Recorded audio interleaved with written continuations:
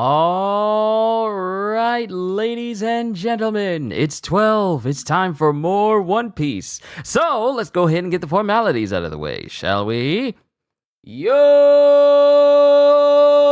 peoples, Kyushu92 here, and welcome back to yet another live One Piece reading. Today we are going to be going through Volume 4 of this series. Just to give you a little bit of a recap of all the things that majorly happened in the last volume. Buggy defeated, the crew moved on, came to a village, get introduced to Usopp and Kaya and his little band of pirates. We also get introduced to Klahadore, who we come to find out is also known as Captain Kuro. And he has plans in order to have Kaya killed so that he can get her vast fortune. And this is a plan that he's had in for at least, 3 years. So now we have to deal with the Straw Hat crew, dealing with Klahadore as he tells his crew, hey, at dawn, destroy the village. And Usopp, being a perpetual liar, to the point where no one believes anything he says, is trying to tell the truth. But no one believes him because he's lied so many times, which makes the situation all the more dire. Good to see you, Kohagen. Good to see you, Psycho, as well. Let's begin. Volume 3, The Black Cat Pirates, as the title says as well. Hopefully when the titles get kind of long, I have enough space in the title description for these streams to write it all out.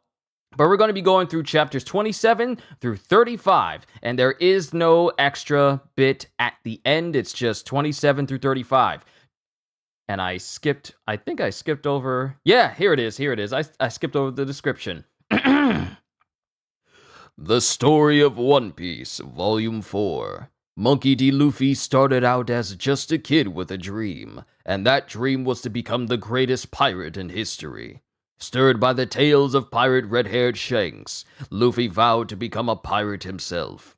That was before the enchanted devil fruit gave Luffy the power to stretch like rubber, at the cost of being unable to swim. A serious handicap for an aspiring sea dog. Undeterred, Luffy set out to sea and recruited a couple of crewmates, Master Swordsman Zoro and treasure-hunting thief Nami. After stopping at a tiny seaside village for food and supplies, Luffy and his crew have landed at the center of a pirate plot. For 3 years, the evil genius Captain Kuro has been posing as a mild-mannered butler to steal the fortune of a sickly girl named Kaya. At dawn, Kuro's followers, the Black Cat Pirates, will invade the village, plunder it, and kill Kaya. Fortunately, a local boy named Usopp has learned Kuro's plot. Unfortunately, Usopp is famous as the town's biggest liar. Such a detrimental thing to have over yourself. Everyone sees you as a liar, so when you try to tell the truth, people don't believe you. That's why it's not good to lie! But starting with chapter 27, True Lies. Wasn't that like a movie? With Arnold Schwarzenegger in it? Well, I think that was a movie. Was this chapter made before or after that movie came out? Questions for later. Miss Kaya, I picked up the special order you requested from the eyeglass shop in the next town. Is this satisfactory? And then Kaya, saying to her goat-headed butler, goes, oh, his name is Mary. His name is Mary. His name is Mary. Interesting. I won't say anything. Mary, huh? Yes, it was a movie. I knew it was. Perfect.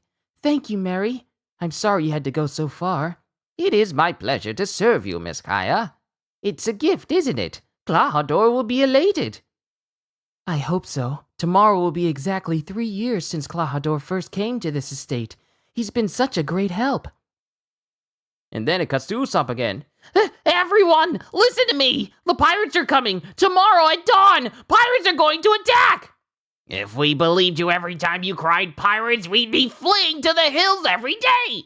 But this time, it's true! And this time we're really gonna clobber you. As the townsfolk are pretty much fed up with Usopp and all of his lies. Yike! Get him! He's fast, and Usopp pretty much runs away. Then it cuts to his three band, Carrot, Pepper, and Onion, going, What?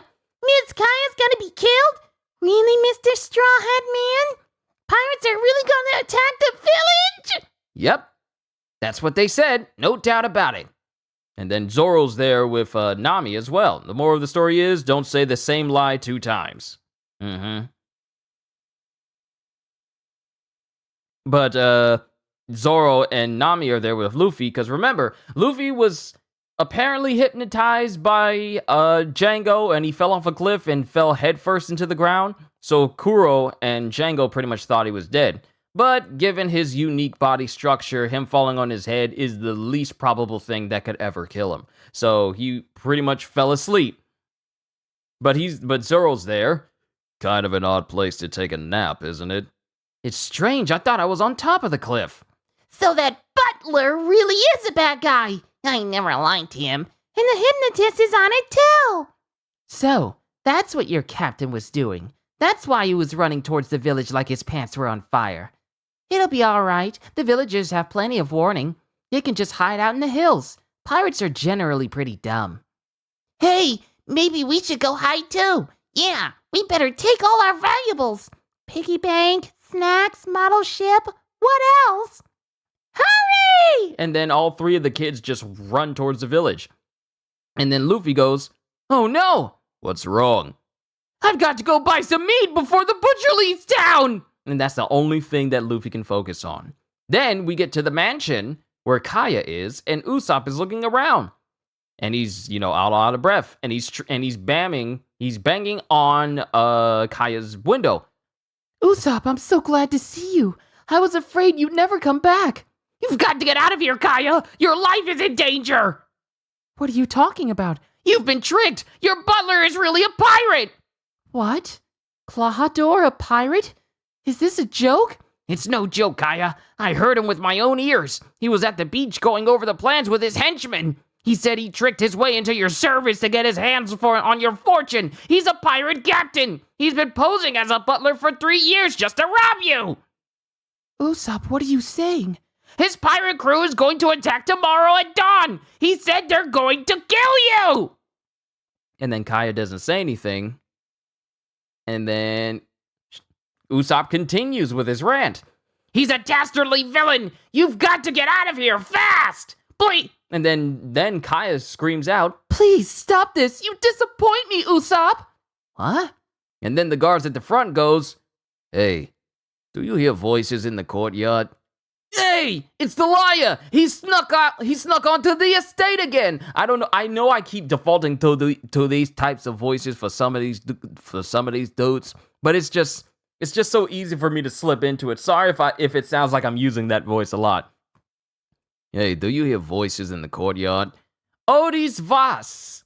"Yo, what's up? Hello, good to see you. We're reading through Volume 4 of One Piece. And if you don't know, I'm reading through the entire story of One Piece up until Volume 82, because Volume 83 is when I first started doing reactions to One Piece on this channel, specifically Chapter 828. So I'm going through the story, reading these chapters for the very first time, individually, volume to volume, every single day, except for Sundays, until I get to Volume 82. Then I'll have the entirety of One Piece on my channel. So, well, the current entirety of One Piece on my channel. So, if you're interested, I'm going to be reading through One Piece from beginning all the way to where I first started. So, yeah, it's going to be a long ride. Hope you enjoy all the same.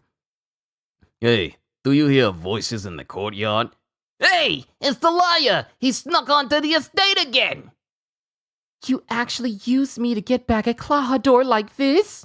And then this confuses Usopp because he's trying to tell the truth, but Kaya just sees it as another lie as well, which is bad when someone close to you thinks that you're lying just like everyone else. That hits harder. What he said about your father. Klahadore admitted that he went too far. He should never have said those things.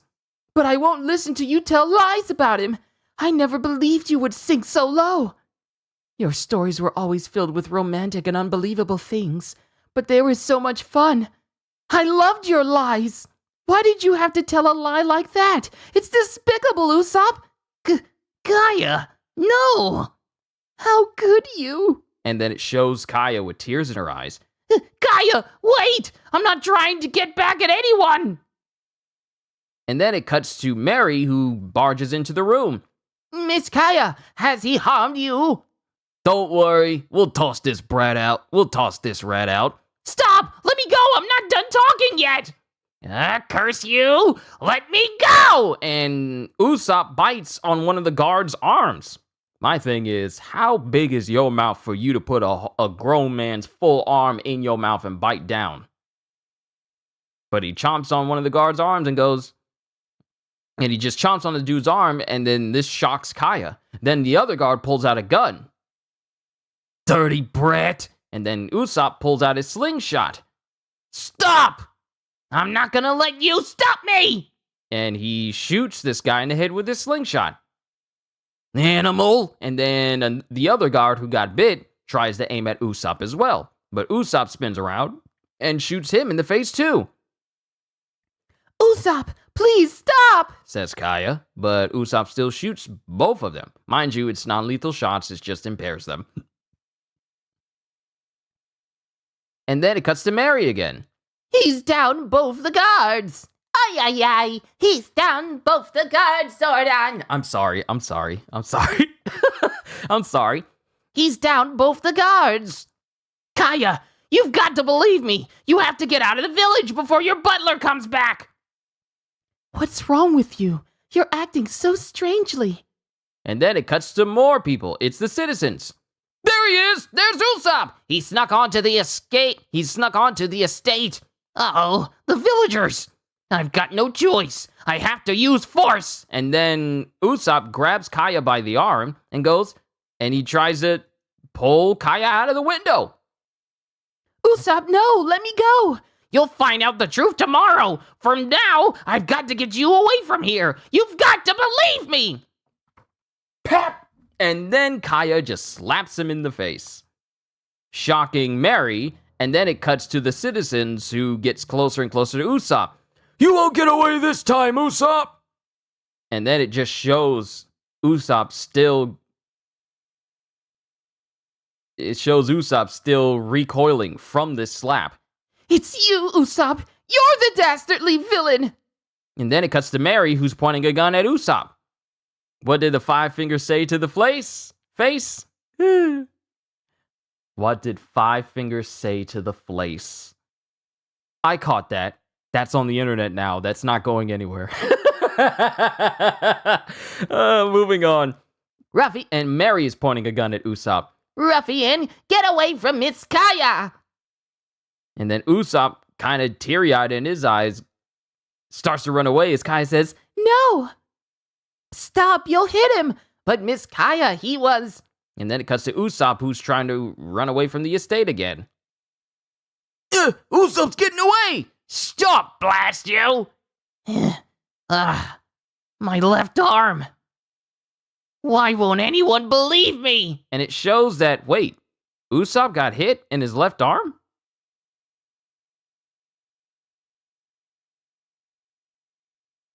Oh, Mary did hit him. Oh, that's what the boom sound was. Okay, Mary shot at Usopp and managed to get him in his arm. I get it. That's why his arm's bleeding. Mary shot him in the arm as he was running away. Kaya didn't notice, but Usopp did. My left arm. Why won't anyone believe me? There he is! Get him! He's a violent criminal! Shouts Mary to the rest of the citizens. Violent? You stooped to violence, Usopp! And then it cuts to Kaya, who kind of slumps onto Mary. Miss Kaya, get a hold of yourself! And then it cuts to later in town, as the words of Kuro echoes into Usopp's head. Tomorrow morning, attack the village at dawn. And Usopp is just looking at his village. teary-eyed that he's trying to save his village, but no one believes him. See, he put himself in this situation. Ugh. It's sad, but you did it. Cried Wolf way too many times. No one wants to believe you when the wolf actually arrives. And he's just sobbing. And then it cuts to his little gang going, Hey, Captain! and he's rubbing his eyes. Hey, you guys. You're alive! Alive? Yeah, I must have dozed off. He took a long nap. Captain, we heard what's going on. We got to hurry and warn everyone about the pirates. Warn everyone. You're the one who's the dastardly villain. You've stooped to violence, Usopp! And it cuts to Usopp, who's putting his arm behind his back to hide the fact that he's been shot. And then Usopp starts laughing. I just made it all up as usual. Got so mad at that butler, I made up a lie about him being a pirate. And then Luffy, huh? And Zoro and Nami are both looking confused. What? It's a lie? Shucks, I thought something exciting was gonna happen. The captain even fooled the Straw Hat guy. And then Luffy, knowing exactly what happened, is going like, huh? I can't believe the captain would do that. Yeah, me neither. Or me. I don't like that butler, but I never thought the captain would lie to hurt someone. Let's go home. Yeah, it's dinner time. Wonder what we're having. And then they both walk off, and Usopp just looks at them leave. Then it cuts to nighttime as he's sitting in front of Luffy, Zoro, and Nami. It's 'cause I'm a liar. No one will believe me. I should have known. But the facts are still the facts. Pirates really are coming, aren't they? Oh, wait, that's Nami who's saying that. But the facts are still the facts. Pirates really are coming, aren't they? They're coming, all right, but no one will believe me. They all think tomorrow will be just another peaceful day. So it's up to me to meet those pirates and fight them off. Then I'll have a real tall tale to tell. I may be a liar, but this time my tale will come true. And this, kind of shocks the crowd. They can shoot me in the arm, and they can chase me with brooms, but this village is my home. I love this village. I've got to protect my neighbors. There's not much time to plan, but I refuse to let everyone get murdered. Then Zoro pops up. You've got a noble heart. You sent your crew away so you could face the danger alone. Then it cuts to Luffy, who's ready to fight as well. Well then, we're going to help you. And then Nami goes, I'm telling you now, the treasure's mine. Huh? and that's the end of chapter 27. Oh wait, ooh, is this the first SBS? It is. It is the first SBS of One Piece. Question Corner. We have answers from Eiichiro Oda's mailbag. Okay, at the end of Volume 2 of the Japanese graphic novel, we asked our readers for letters, so this is the letters section. We got some great mail. Readers' questions and or comments are indicated below with a Q, and my answers are indicated with an A. I randomly selected a few letters to answer. Question. How old are Luffy, Zoro, Nami, and Shanks? I got a lot of letters asking this question. A whole lot. In terms of numbers, it's probably the most asked question. So currently, in this volume, Luffy is 17, Zoro is 19, and Nami is 18. Shanks is currently missing, but I'll tell you how old he was 10 years ago. When he was at Luffy's village, he was 27 years old. Question. Why are all the bad guys so strange? Answer. Strange? Now that you mention it, maybe they are a little strange. I think their strangeness makes them mysterious. Doesn't that make them more appealing? Oh, the people back then asking this question could not foresee how strange this story would get later on. We'll get to it when we get to it. Question, Eiichiro Oda-sensei. Is it true that you can really stretch your arms and legs? I read that in a magazine. Answer. Hey, I think it also said that's a secret. And that's the end of the very first SBS of One Piece. I can't wait to read out the rest of these, should they be in the rest of the volumes. Chapter 28, Crescent Moon. And it's still with Usopp sitting with Luffy and company. You guys are willing to fight beside me? Why? You're hopelessly outnumbered, right? You look pretty scared. Me? Scared? Huh, that's a laugh. Outnumbered or not, I'll be fine. I'm Captain Usopp, brave warrior of the sea.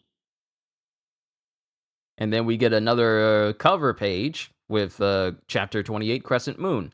And it has Luffy, Nami, and Zoro sitting in the back of like a vegetable cart. I can't tell if this is Shanks who's driving this thing or someone else entirely, because this person still has their left arm. But Usopp gets up and he starts shaking mad hard because he's mad scared. Darn it! Because he's trying to keep his legs from shaking. What are you looking at? I'm going up against Captain Kuro's pirates, of course I'm scared. So what? I don't want your pity. You guys can stop laughing. Leave! And none of them are laughing. And Zoro says, "We're not laughing at you. We're impressed. That's why we're going to help you." Who risked their life out of pity? You guys. They'll attack, and then it cuts to the location where Django and Kuro were. They'll attack from this beach, and this is the route to the village. They'll have to come up this pass. Everywhere else, there's just sheer cliffs. So if we can defend this path, the village will be safe. Wow, piece of cake. Easier said than done. We'll have to fight like an army. What can you guys do? I cut. I stretch. I steal.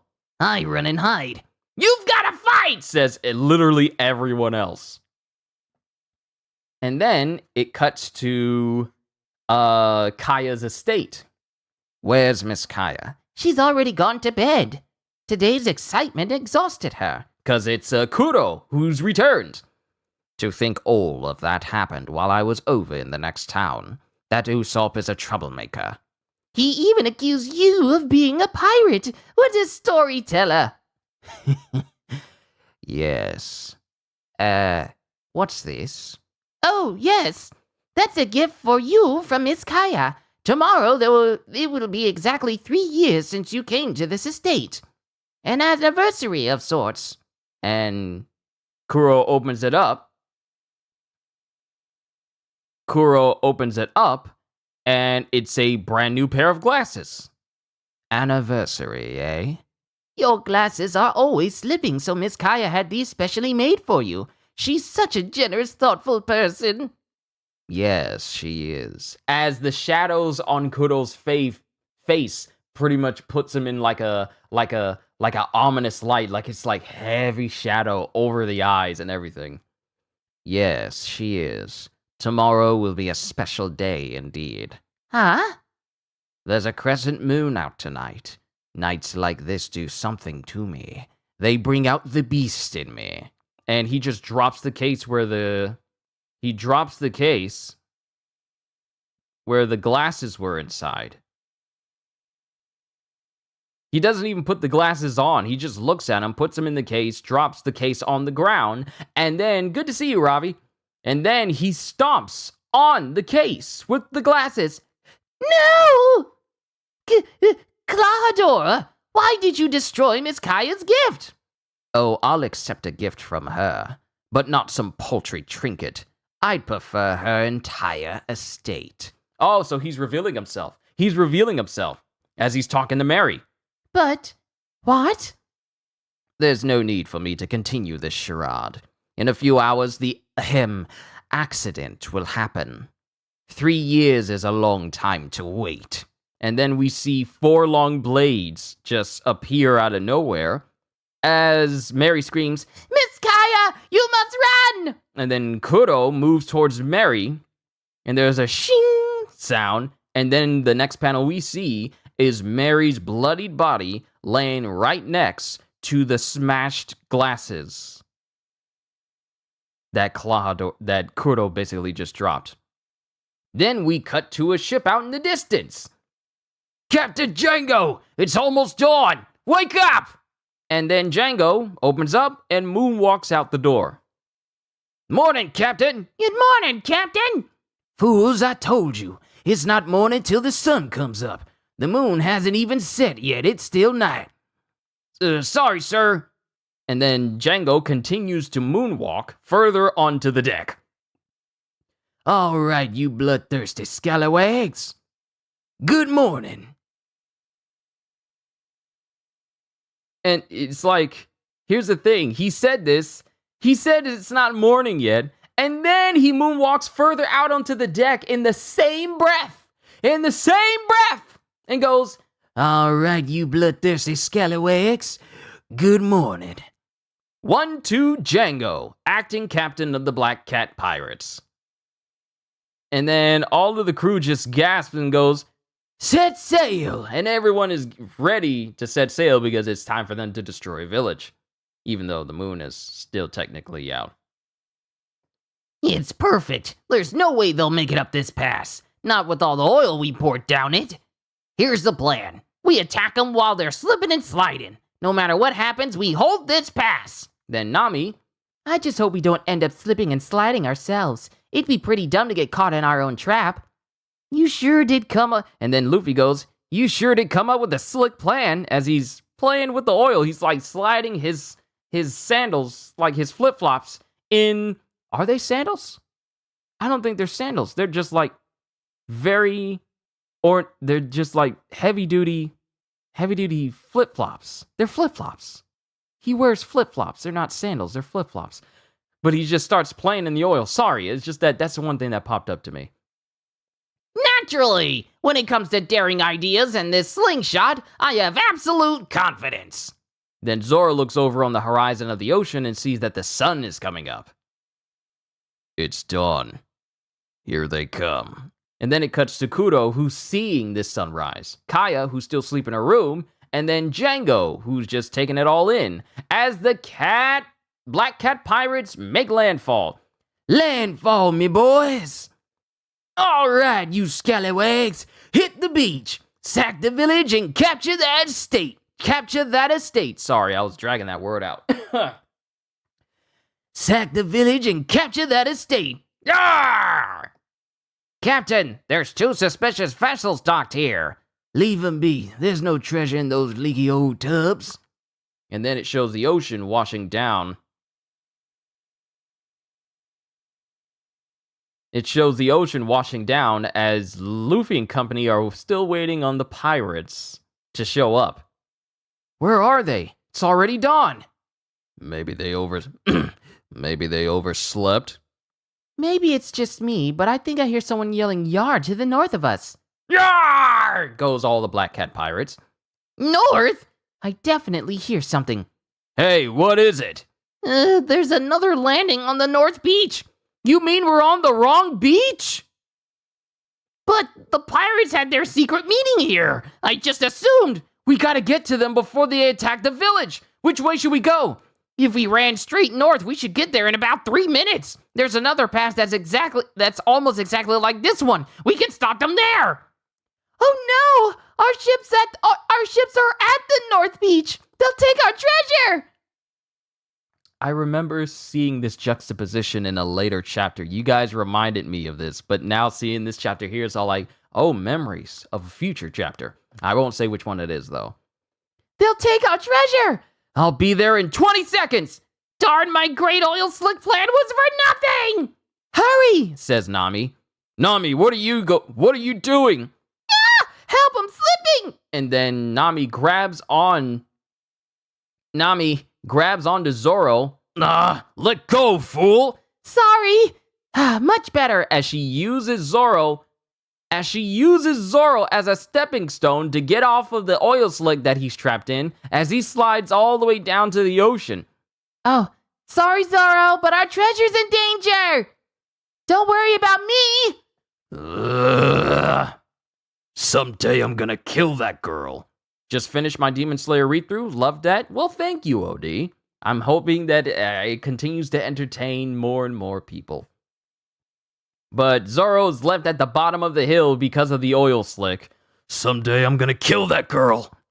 I swear, I won't let them get to the village. But that guy sure is fast. I can't even see him. Head straight north, as Luffy is pretty much eclipsed everyone and is already making its way down to the north side of the village. If they've touched my treasure, they're dead. And then it cuts to the pirates who are quickly making their way up the other side of the island as they're laughing. Pillaging time! And before some of them can get to the top, some of them get shot straight in the face. Someone's at the top of the hill! You! My name is Captain Usopp. I've been waiting for you, scoundrels. We're fully prepared for battle. Turn back now if you value your lives. And it cuts to Zoro, who's really struggling to get up this oil slick. He's the only one who hasn't caught up yet. Ugh, how can I get up there? Huh? I'm outside the village. And then it cuts to Luffy, who goes like, huh? I'm outside the village. He said head north, so I just went in the direction that's seen coldest. And that's the end of chapter 28. Luffy, you do not need Zoro's bad sense of direction. But yet another SBS! Question. A question for Oda-sensei. What do you do with the stuff you get from fans?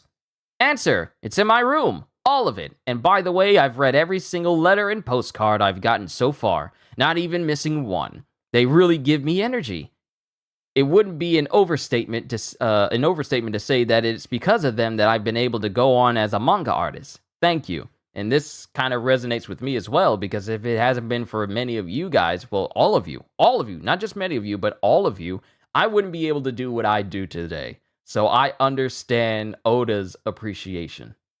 Because sometimes y'all really do give me energy to do this. Because, mind you, I have like a regular amount of energy to do this. But whenever I see a comment that says like, thank you for doing this, or compliments, or whatever, it's all like, battery recharge. That's really what it does for me. So I just want to say thank you. Just like it does for Oda, I just want to say thank you. Question. Is Zoro's name inspired by the pirate Francois Lolonois?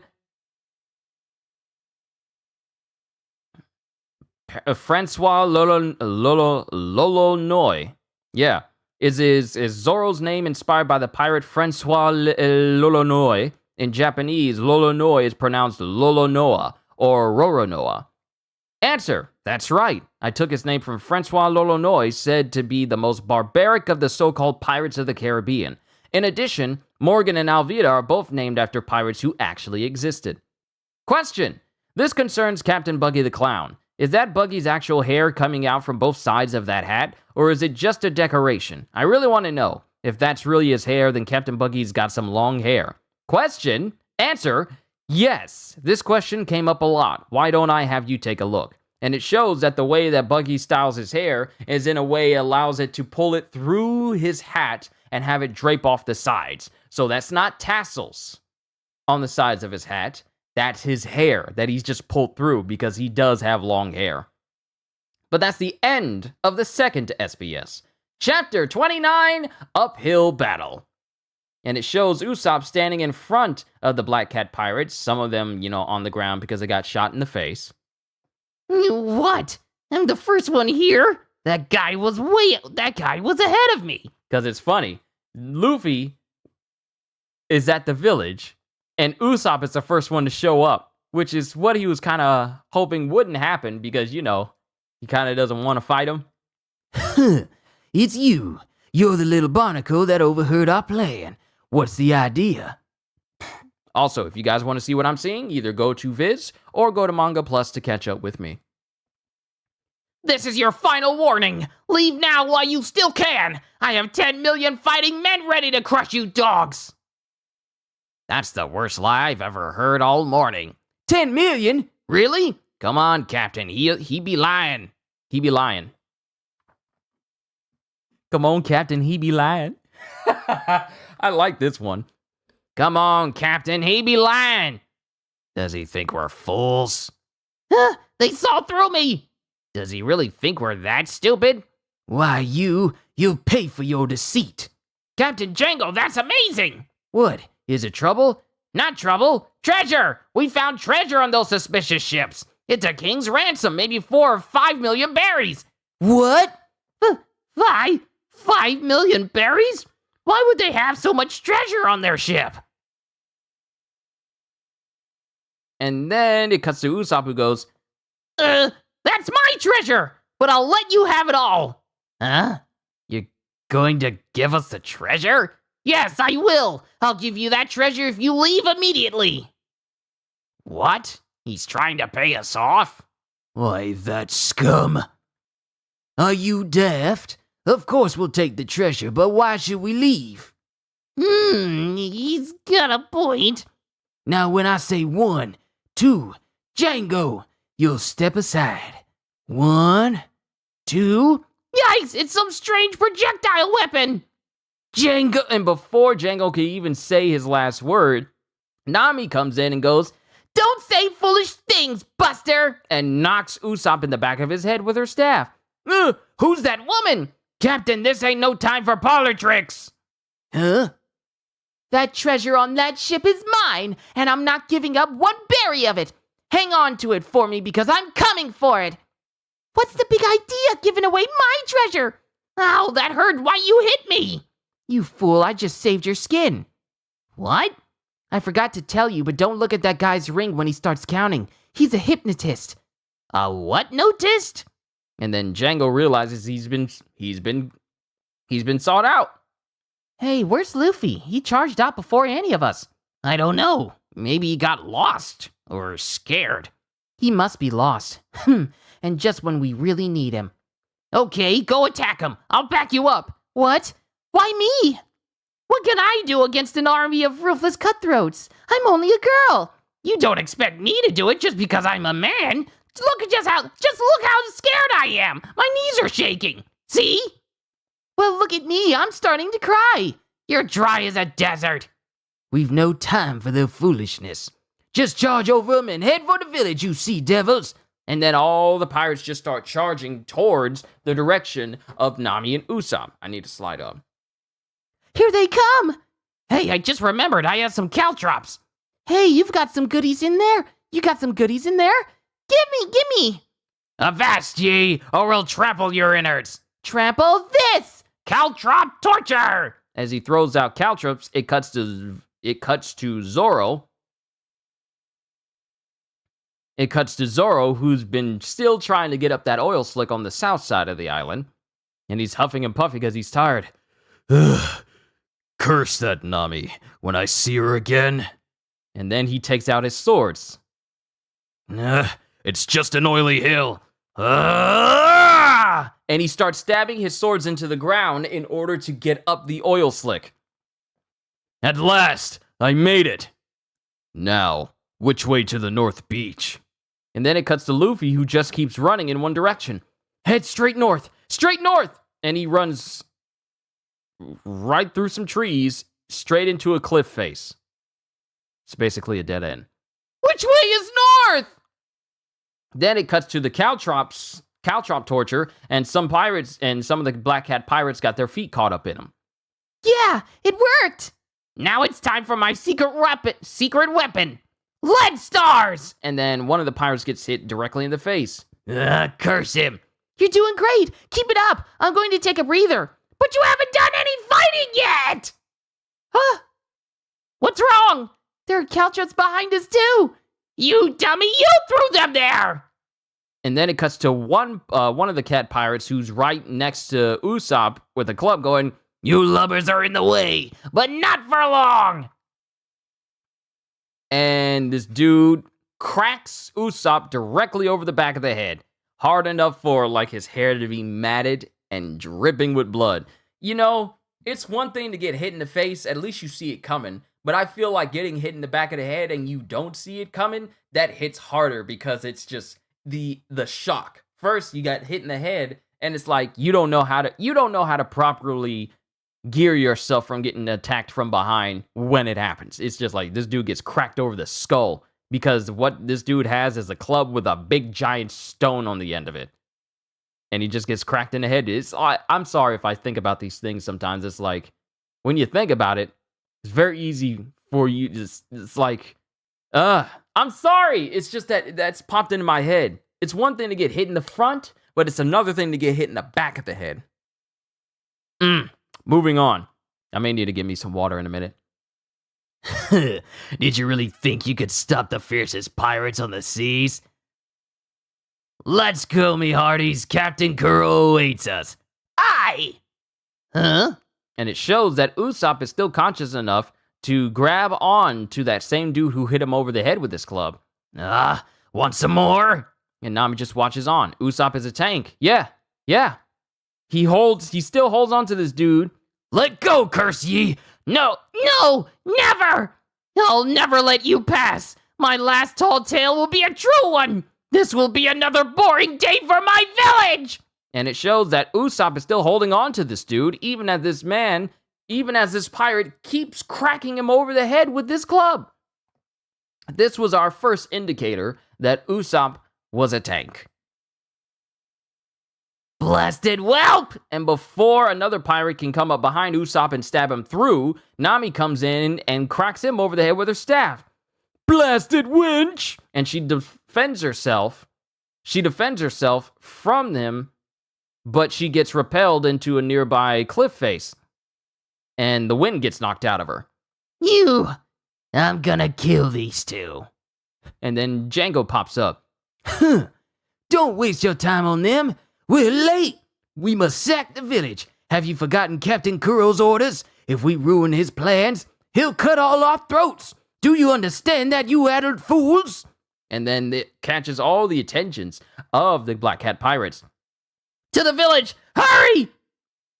Wait, darn you! As all the pirates just ignore Usopp and Nami and run past them. Wait! Don't go to the village! Shut your trap and get out of my way! And he gets kicked aside by one of the members of the Black Cat Pirates. Not the Black Pirates, but Black Cat Pirates. I hope I didn't say Black Pirates. Black Cat Pirates. And he gets knocked down the hill. Stop! Please! Please stop! Please don't massacre my village! And as he says this, a whole bunch of Black Cat pirate bodies go sailing through the air. And Nami looks on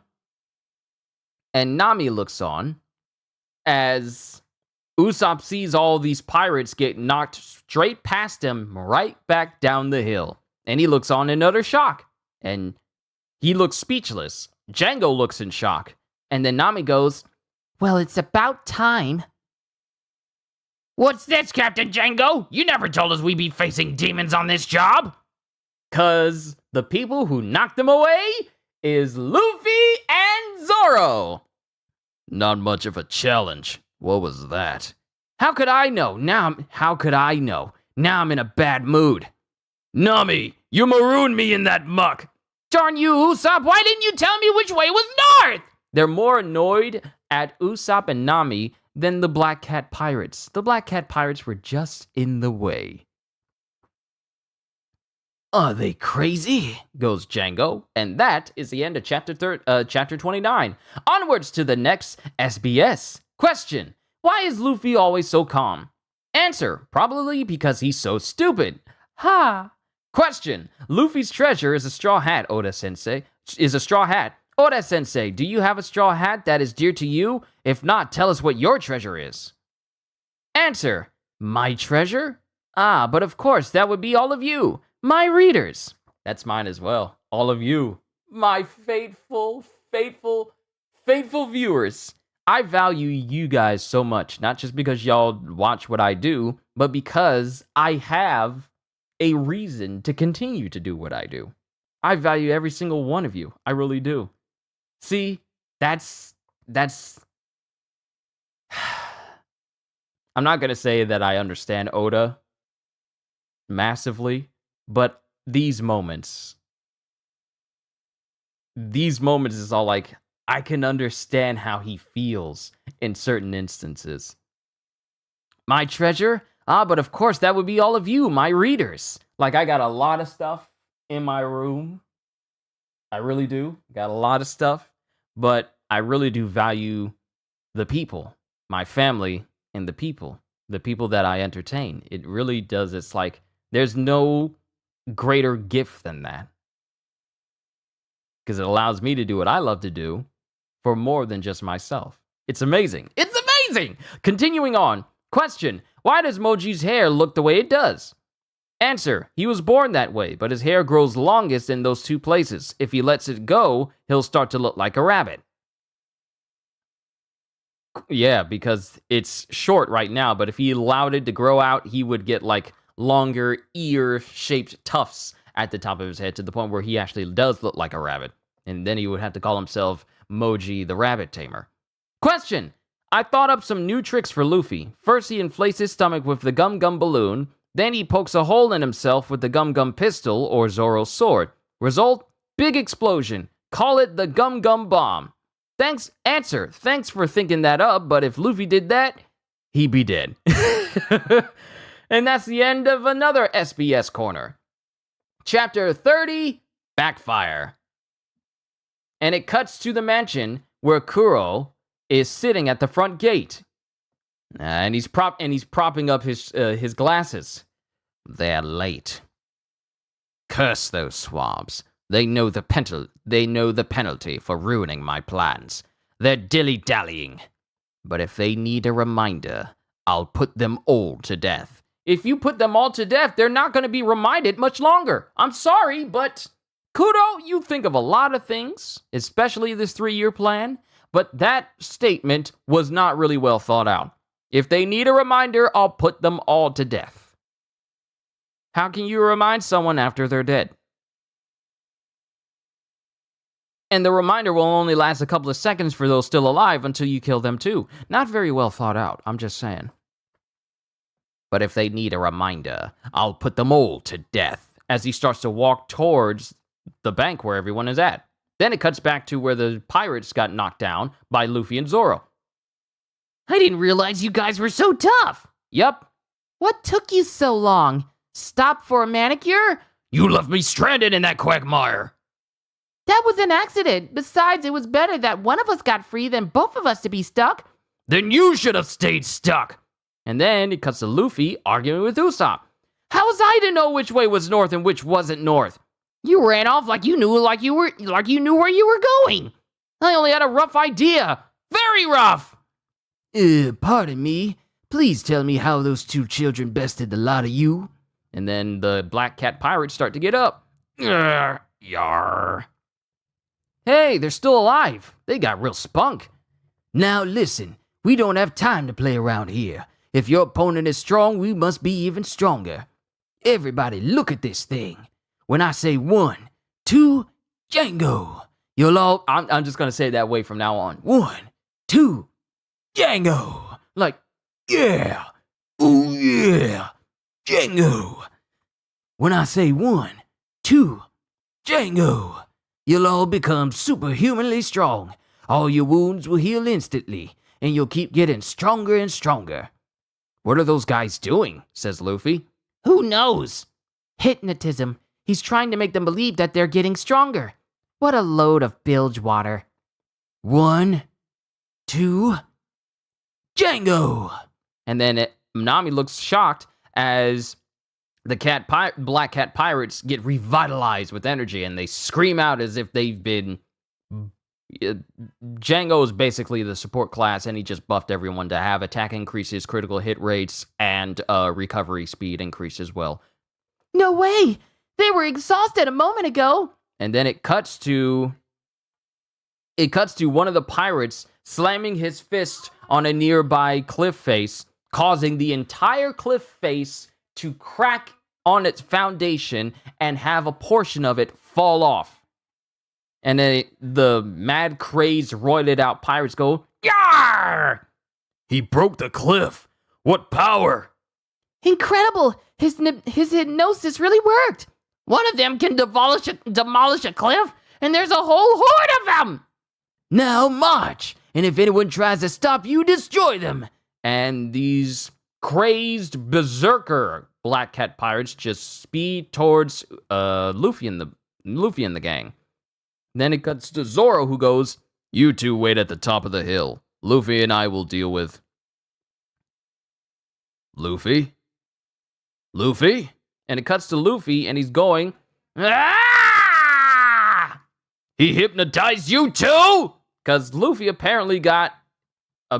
was apparently hypnotized by Django at the same time, so now he has that buff. Now he has that buff of he's stronger and he'll keep getting stronger and stronger. His wounds healed instantly. Like, Django pretty much... okay, so Django's buff works on both allies and enemies alike, which is why it has such a long cooldown. He hypnotized you too? Huh? That feeble-minded fool. The hypnosis wasn't even aimed at him. And then it cuts to the Berserker Black Hat Pirates and current Berserker Luffy, who just runs towards him. Luffy! Come!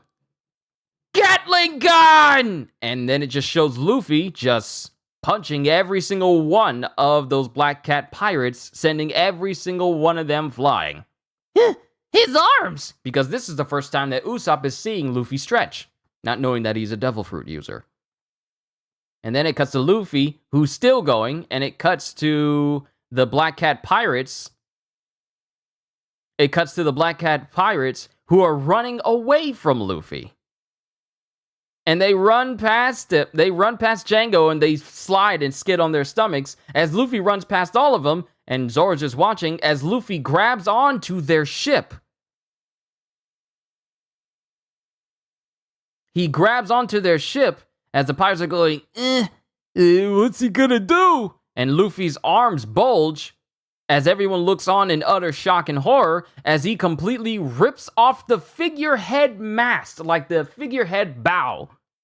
Not the whole ship part, but the part that crests up into a figurehead. There's a specific name for it, but I'm not too knowledgeable on my boats. So he just grabs onto that whole piece of wood that's holding up the figurehead in the front half of the ship, and he just rips it off. Go, Luffy! Says Nami. He's tearing off the stem post.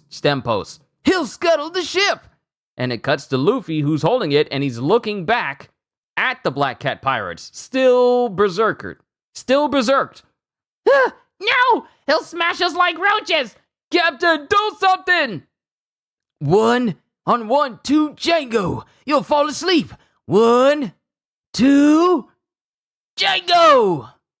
And then it cuts to Luffy, who just falls asleep immediately.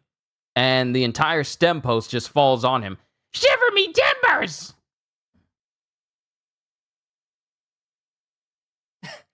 I forgot early on Oda was really heavy on the pirate lingo. Shiver me timbers. Shiver me timbers! As the whole stem post just falls on top of Luffy and to the ground as well, knocking a couple of Black Cat Pirates to the ground. And Luffy is just pinned underneath this stem post, fast asleep. That brat, he scuppered us. Now we can't carry out the plan. If Captain Kuro finds out, he'll shred these brats to shoestrings and us along with him. Then it cuts back to Nami and company. Luffy wiped out most of them, but now he's smashed under the stem post. Don't worry about him. He'll be fine. Just see to your own wounds. And then it cuts to Django as Nami notices, Hey, Butchie, get over here. The bow's broken. The bow? How'd that happen? Hey, it's the Meowbot brothers, the ship's guards. Sounds like they've got more men on the ship. Aye, boy. They were still on the ship. Then it cuts to Kuro, who's walking through the village, still with this ominous feeling around him, and he's carrying this very big bag next to him. And then Onion notices, It's that butt guy from the mansion. Why is he heading for the beach so early? and that's the end of chapter 30. Onwards to chapter 31, but before that, another SBS Corner.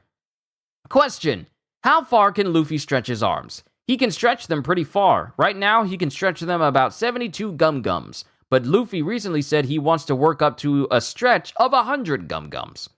Question: hello, thanks to you, I was able to enter high school. Thank you very much. Answer: huh? You're welcome. Question: how do you come up with names for your characters? Answer: I try to give them names that sound good, sometimes from real pirates and sometimes not. Question: why doesn't Luffy ever kill his enemies? I reread all the manga and he didn't kill Moji and he didn't kill Helmeppo or Captain Morgan. although Morgan was done in by Zoro. Why is that? Answer. Good question. First of all, Captain Morgan is still alive. He was captured by his former men and thrown in the brig. The reason Luffy doesn't kill is this. In his era, men live by their beliefs and risk their lives to defend them. Luffy shatters the beliefs of his enemies by defeating them. For them to suffer defeat and to have their beliefs destroyed is as bad as death. Killing their bodies is beside the point. I feel that, as pirates, Luffy and his enemies care more about victory and defeat than they care about their lives. So, for anyone wondering why Luffy never kills anyone, or why he just focuses on beating his enemies into submission, this has been the ideal for Luffy all along. And pretty much the entire, going forward, that's always been how Luffy's operated. So for those who always wondered why they never really truly killed anyone, the Straw Hats had never truly killed anyone, it's because of that reason. Chapter 31, Truth. And it cuts to the estate again, as it shows Usopp, who's being beset by the civilians. How dare you make a fool of me, mocking my pirate blood? I'll kill you! Usopp, please stop! I'll kill you! And it cuts to Usopp, who's looking like he's about to attack Kaya, but Kaya then wakes up, apparently having a nightmare. And she's breathing heavily, and then she's sweating all over. I don't understand. Why would Usopp act like that? And then she starts walking through her house. Klahadore? Klahadore, are you there? And then she opens the door, and she sees the body of Mary. She sees the body of Mary just laying in a pool of his own blood with massive scratch marks over the door that she's walking through. She's just walking through. Ah! Mary! What happened? Mary, open your eyes! Please don't die! And then Mary is apparently still alive as he coughs, his breath returning to him. Miss Kaya, thank heaven you're alive. Of course I'm alive. Who did this to you? Klahadore! Klahadore! Klahadore tried to kill me! As Mary says, face stricken with blood and tears in his eyes. What? He's a... If he should ever lay a hand on you, I'll have failed you and your father. As Kaya remembers the kind words of Klahadore. But why would he? He's a pirate! Then what Usopp said was true? It was true. He discovered Klahadore's deception. He was trying to save us. But none of us believed him. You'll find out the truth tomorrow. For now, I've got to get you away from here. And to think, we defended that villain and drove away a brave young man who was ready to die to save the village. That's when Kaya realizes. What have I done? I said those awful things to him. And then it cuts to Mary, who's coughing up blood. Mary! Somebody help! Mary needs help! It's no use. Everyone on the estate has been on vacation since yesterday. No, then You mustn't panic. There's still time. Stay calm and think carefully. As Mary props himself up to a nearby wall. I saw Klahadore leaving the mansion not long ago. If what he told me yesterday was true, he went to fetch his pirates. We're not the only ones in danger. The entire village is too. If Klahadore is after this estate and your fortune, then let him have it all. They aren't worth risking lives over. And then Kaya, tearful in her eyes, not only because of what she said to Usopp, but also because of the situation. She goes, all right. The harsh truth is that only you can stop Klahadore now. Only you. It's a terrible burden. You don't have to do this, you know. I know. But if I don't try to stop this, what kind of person would I be? I'm going to have a talk with Klahadore. Bad idea. Bad idea. That's a very bad idea. Don't do that. You don't want to do that. I'm going to have a talk with Klahadore.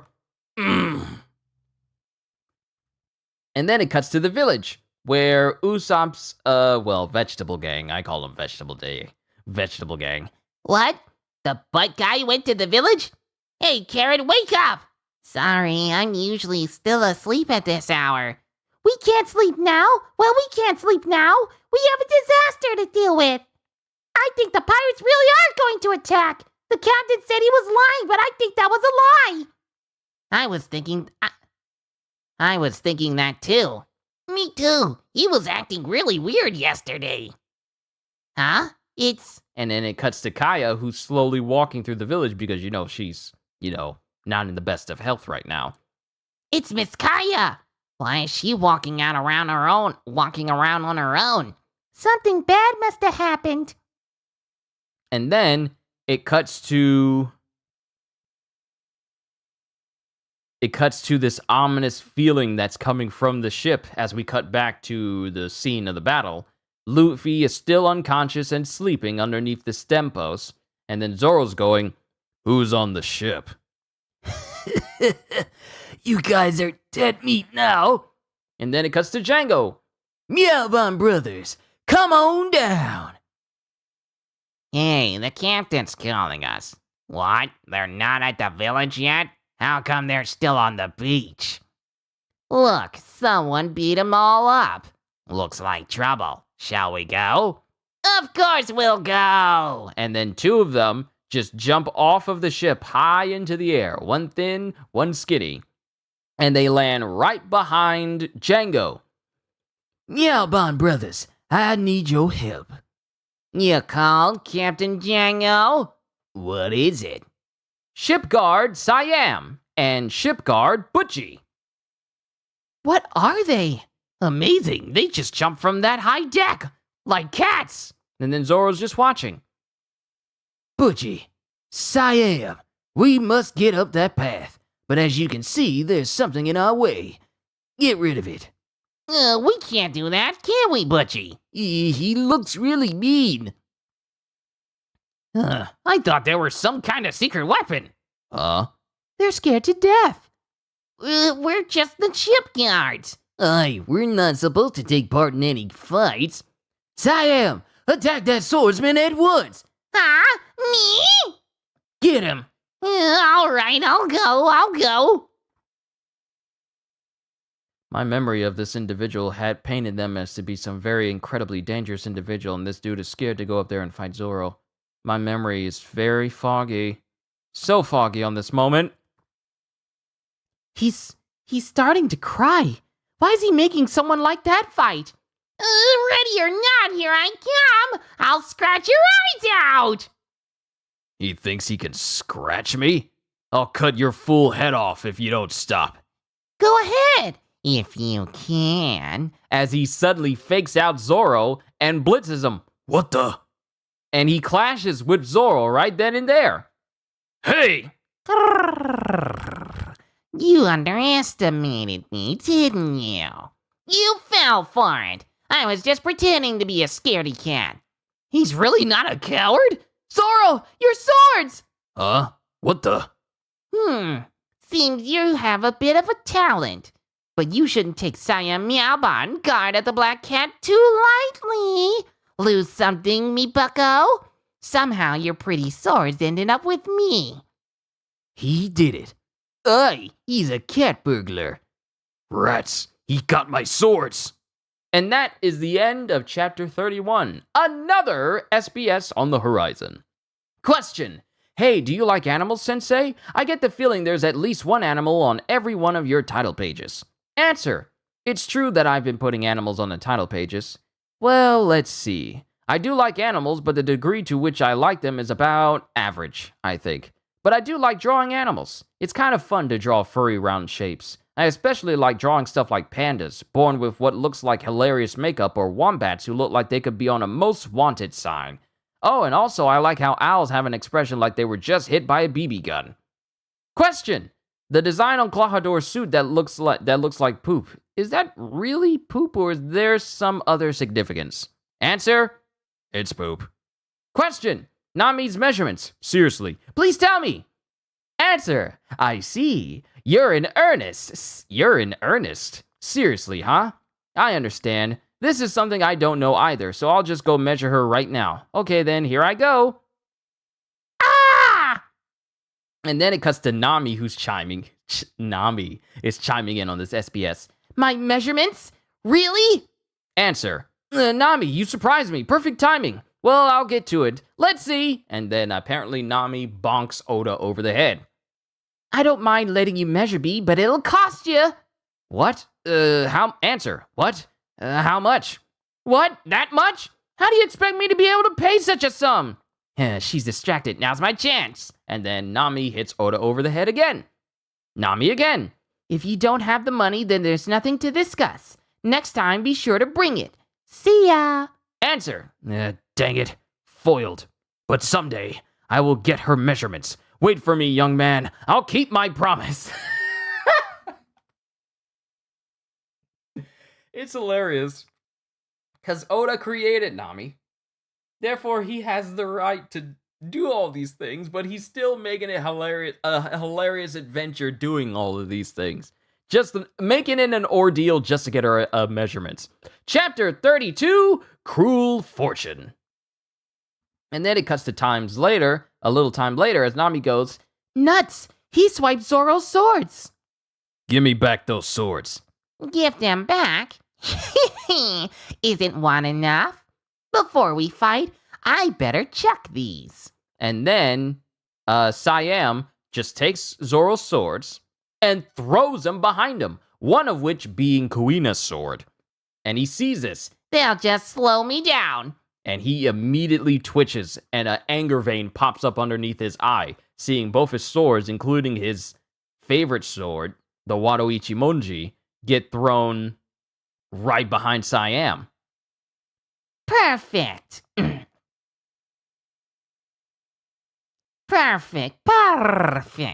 Now then, I've lightened my load. Swords that don't belong to you should be treated more respectfully. And then it cuts to Zoro using one sword, and it appears like he cuts through Siam completely, nearly almost cleaving him in two, like almost bisecting him. He's good! Yeah, I guess it's my turn. And it shows Zoro moving past Siam as he tries to get closer to his swords, Siam's body almost splitting apart. You dirty! You shouldn't have taken my swords! Hey, my shirt! And then Zoro realizes that Siam is okay as he lands on Zoro's back and grabs both of his arms. Yeah, well, I have a cat's waistline, you know? Ugh. Because it shows that Siam's body does not match the shape of his shirt. His body is actually a lot thinner than what his shirt looks like. So the area where Zoro cut wasn't even close to his body. He faked him out. First with pretending he was scared, and faked him out and thinking that his body shape was exactly the width of his shirt. Ugh. There was no stomach under his shirt. Come on, Butchie, have a go. Aye, Siam! And then Butchie runs up as Siam still holds on to both of Zoro's arms and pins him to the ground. Cat strike! Catapult! And he launches in the air, preparing to come down directly on Zoro with his foot. Watch out, says Nami. Catastrophe! And Zoro manages to get out of the way, but the area where Butchie stomps is cratered. That's how much strength Butchie has. The ground is cracking, says Usopp. Curse ye! Yeah, he got away. You should have sunk your claws into him, Siam. Yeah, my bad. More brute strength in him than I reckoned. And then it cuts to Zoro thinking, that was close. This is serious. If he gets me with one of those cat whammies, I'll be a pirate-flavored pancake. This sounds like a pun you would hear from the 4Kids dub. There's a 4Kids dub that's out there on YouTube of a clip that's later on in the arcs. We'll get to that eventually. of a certain incident that happened, and it's just so mind-boggling that this was something that someone was paid to say, someone was paid to write, and this was on national television. We'll get to it. We'll get to it when we get to it. But my God, the 4Kids dub, it's legendary, not in a good way. It's like, good Lord. I'm sorry. It's just that hearing this, like, if it gets me with one of those cat whammies, sounds like something that they would say in the 4Kids dub, but they would probably do it worse. I'll be a pirate-flavored pancake. Nah, I won't let you escape again. That's right. I know I changed the voice of Butchie a couple of times, but I'm trying to make it in line with how it sounds for both Siam. I'm not so good at the one-sword style, but... Here I go, Butchie. Get him, Siam. Pussy Willow March! And it shows them trying to hit Zoro all over with constant swipes, like, woof, woof, woof, just over and over and over again. And they keep swishing at Zoro, and he's just defending himself with just one sword. Darn, Zoro's losing ground. Aren't you gonna do something? He can't hold out for long against our combined assault, or provide artillery support. Eat lead, cats! And it cuts to Zoro. It cuts to Zoro, who's fighting, and he notices Usopp shoot. And as the bullet gets closer and closer, as the lead bullet gets closer and closer, Zoro takes the shot in his shoulder. What? He intentionally leans in and takes the shot. What? An opening! And then it shows both Butchie and Siam cutting Zoro across his chest. Ugh! Whose side are you on, Usopp? No, I didn't. It was like he tried to get hit on purpose. On purpose? Usopp, you idiot! Are you trying to get killed? Maybe he saved us. Huh? If you do hit one of them, those two might shift their attack to us. Think about what would happen to us. Zoro. There's no time. Oh, wait, hold on. Zoro. There's no time to worry about others. Darn, if I just had even one more sword. He can't fight them off like this. I'm gonna go get Zoro's swords. If I can get them to him, he'll fix those freaks. And then Nami jumps off the cliff and tries to make her way to get some swords for Zoro. Then let me get them. You're in no shape. You can barely walk. As Nami runs past Butchie and Siam and goes straight for the swords. What is she? And she's running directly in front of Django. If I can just get to them. Oh! And then all of a sudden, Nami realizes that she's been cut across the back by Django and the very same ring that he's would hypnotize people with. Apparently, it's also a chakram because he uses it to cut Nami straight across the back. No swords for you. And Nami falls to the ground. You pig! That was our last hope. And then Django all of a sudden starts trembling and he twitches and he starts trembling tremendously. Tremendously. I meant to say tremendously, but I was thinking immense. Tremendously. Is that a word? It is it's a word now. He starts trembling tremendously. Sir, we hit a few snags.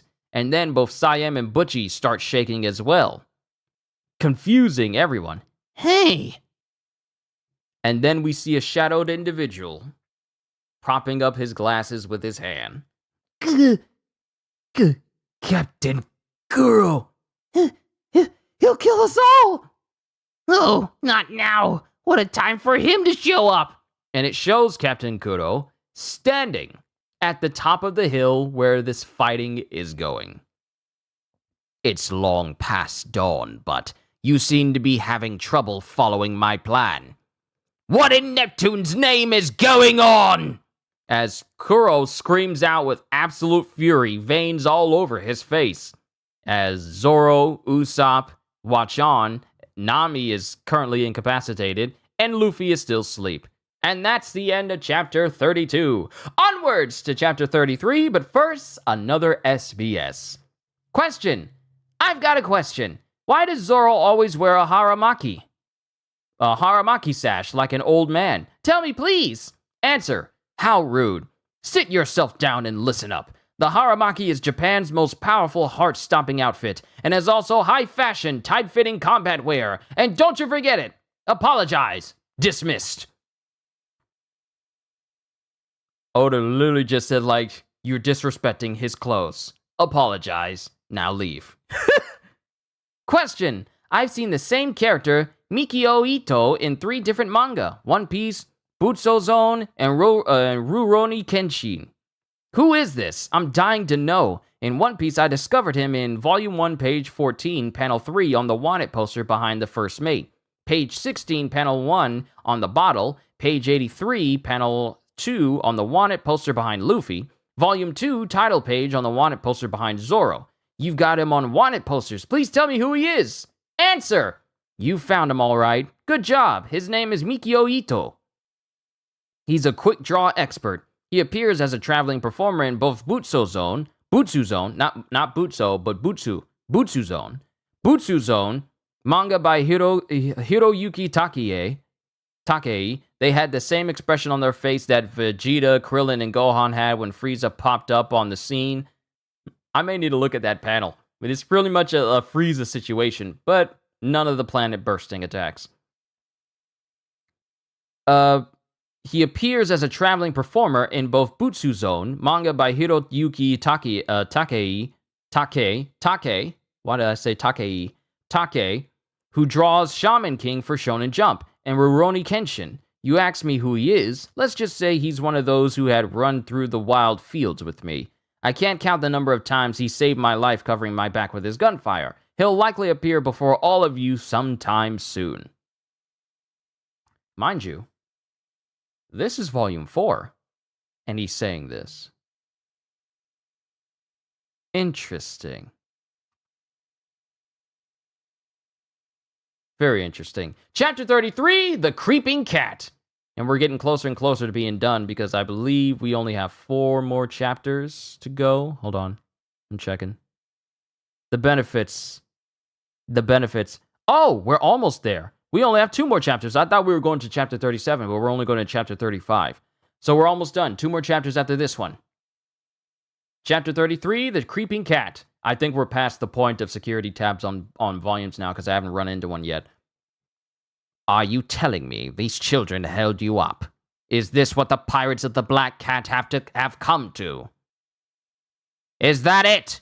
Django! And then Django starts twitching because he hears his captain's voice. But you said it didn't matter if we let the kid go. That's what you said. Yes, I said that. And I was right. It shouldn't have been a problem. Anyone could have predicted that he would try to thwart us. But I didn't expect your defenses to be so feeble. I'm in no mood to hear excuses. Feeble? Feeble, says he? Us? Care to say that again, Captain Kuro? And my thing is, both Siam and Butchie are getting mad that Kuro's berating them. And I'm thinking to myself, y'all were just trembling before this when this man showed up. Now y'all want to get saucy? And then Zoro's just watching. Maybe you was strong once. You have something to say? Avast! Butchies! Siam, belay that! A lot can change in 3 years. We ain't been living in a fancy mansion, getting slow and soft. We plundered countless villages. We sent many a rival crew down to see Davy Jones.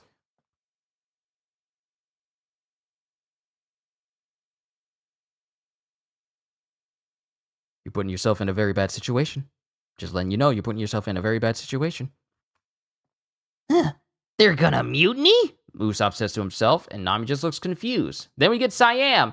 You'll find we ain't so easy to kill. Sometimes things don't go as planned. You've been out of action for 3 years. You think you can beat the sharp claws of the Meowman brothers? And then the rest of the Black Cat pirates are going, they got a point. Even Captain Django can't beat the 2 of them at once. The 2 of them at once? And Kuro is just propping up his glasses once again, still holding on to that mysterious bag next to him. You ain't our captain no more. If you're gonna kill us anyway, if you're just gonna kill us anyway, we'll kill you first.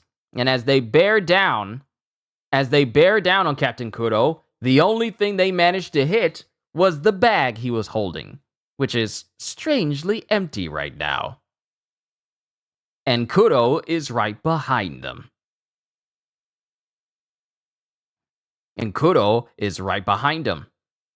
Who are you going to kill?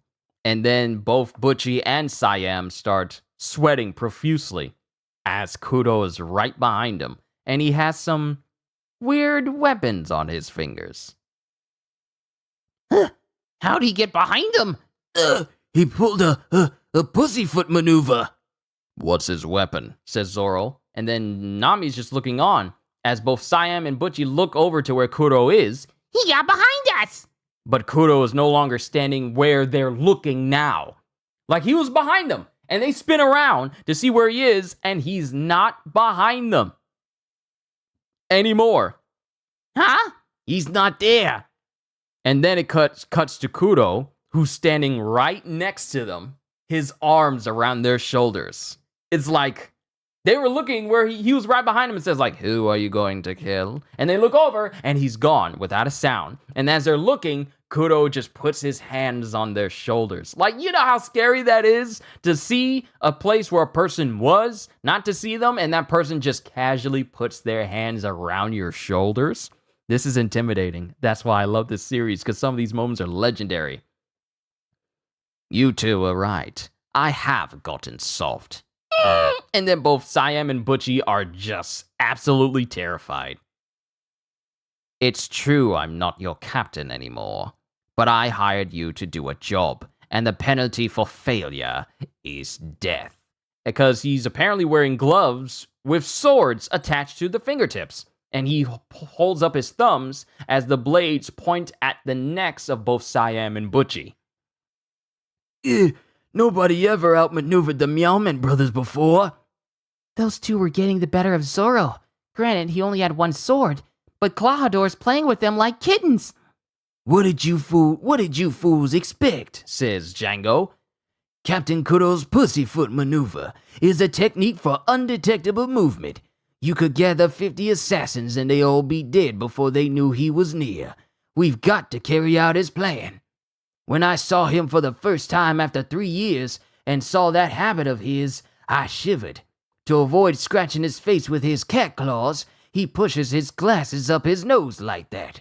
It's proof that he hasn't forgotten how to kill. So essentially, them saying that he's gone soft, no it hasn't, because he still keeps up with the habit of propping up his glasses with the only part of his hand that isn't covered in blades.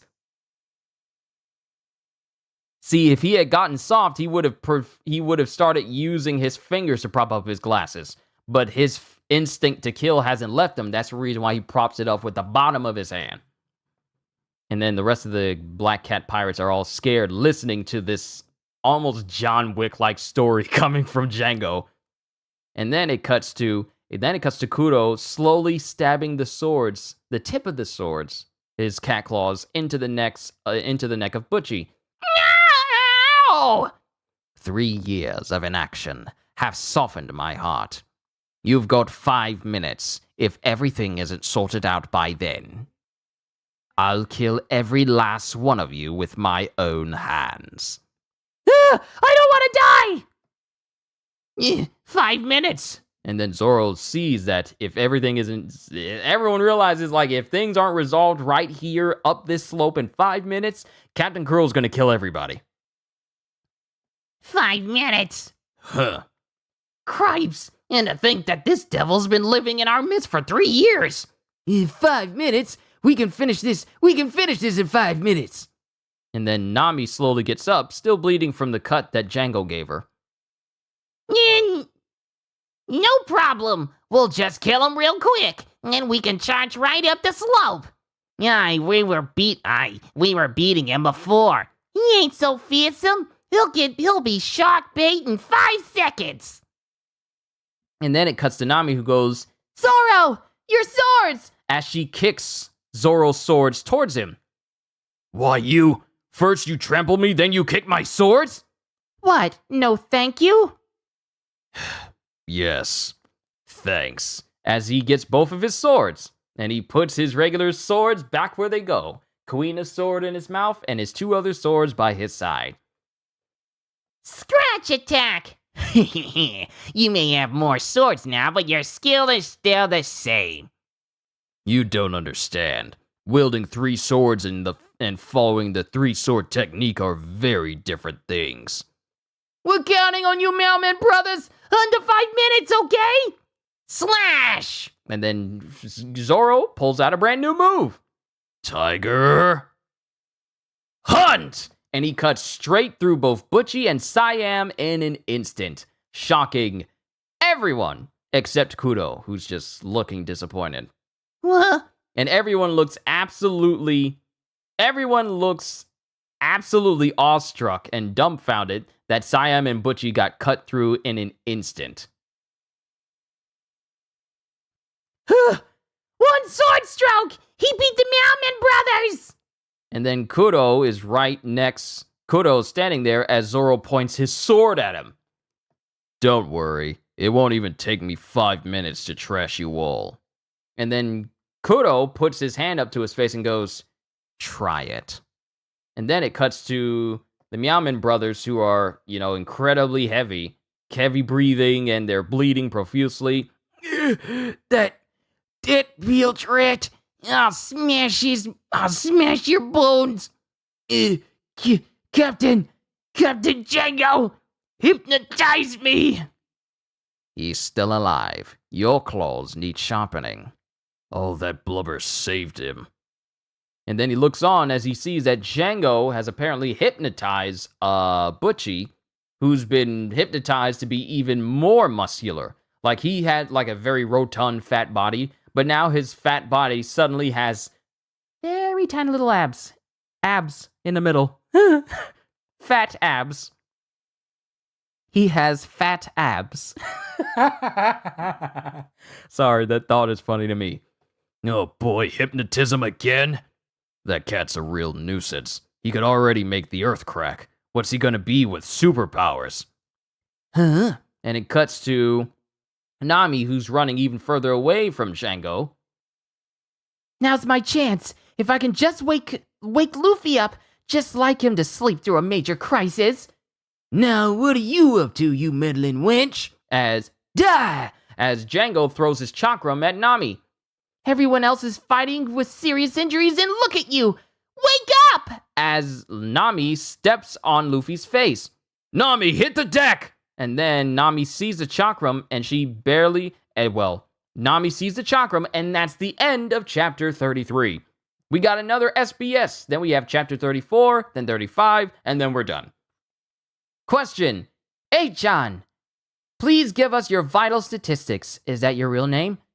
Answer: my real name, it's my real name, I was born on January 1st, 1975. I'm a Capricorn, blood type A. You're the rabbit, and I like movies. I'm trying to do my best. And there have been times when Oda hasn't been at his best and he had to take breaks, but I'm thankful that he's doing good now. Question: this is a question for Oda-sensei. When did you decide to be a manga artist, and what kind of things did you do to become a manga artist? Please tell me. Answer: first of all, I decided to become a manga artist when I was 4 years old. The instant I learned that such a job existed in this world, I thought, I don't have to work when I grow up, and made the decision. But it was in about 8th grade that I started drawing seriously. What kinds of things? Doodles and such. Even now, I doodle in my sketchpad as I think of stories. Question: this is a hardcore fan question. In Masaya Tokuhiro's Mitsu no Tomodachi, Kappa Man, Volume 1, page 93, 4th panel, why is Eiichiro Oda written there? Were you working on it as an assistant or something? Answer: whoa, scary, you notice? Yes, I was an assistant to Mr. Tokuhiro. My history as an assistant manga artist includes works on Shinobu Kaitana's Midoriyama Police Gang, Masaya Tokuhiro's Ta-chan, Ruler of the Jungle, and Kappa Man, and Nobuhiro Watsuki's Rurouni Kenshin. I learned many things from those three. Seriously, I respect them both as manga artists and as people. And then we have another question. How many kinds of devil fruit are there, and what kinds are going to show up in the future? Like Oda's going to tell you how many will show up in the future. There are tons. Let me just say that. That's not even a spoiler. There's a ton of them. Answer. As for what kinds of fruit will show up, I want you to look forward to discovering them in the stories. Thank you. So glad that Oda's not the kind to just spoil stuff. As for how many kinds there are in all, I've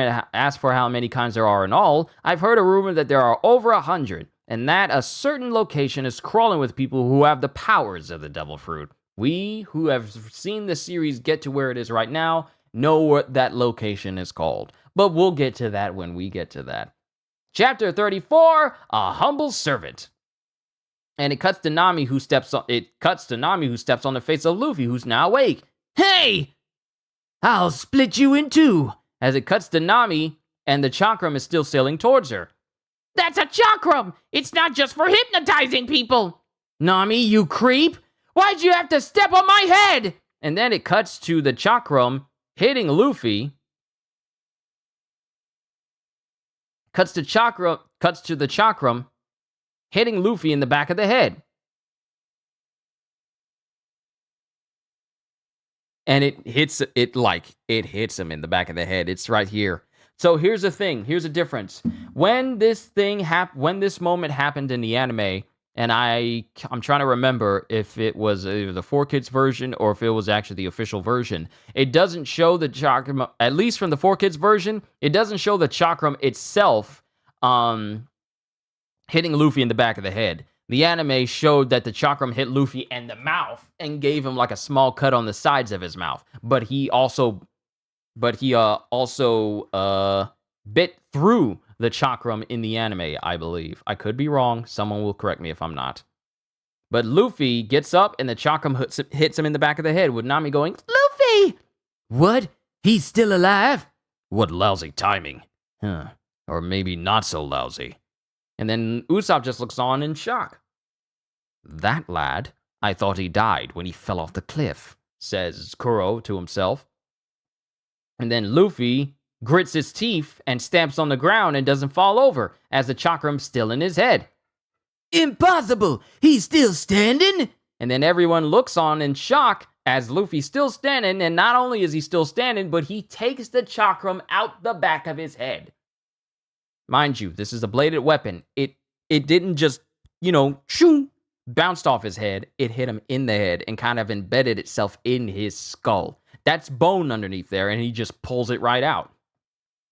And Nami looks surprised to see him pull the chakram out of his head. Mind you, there's blood coming out of the back of his head as well. So, yeah, this is definitely different from the anime. But he pulls the chakram out, his arm looking more muscular than normal.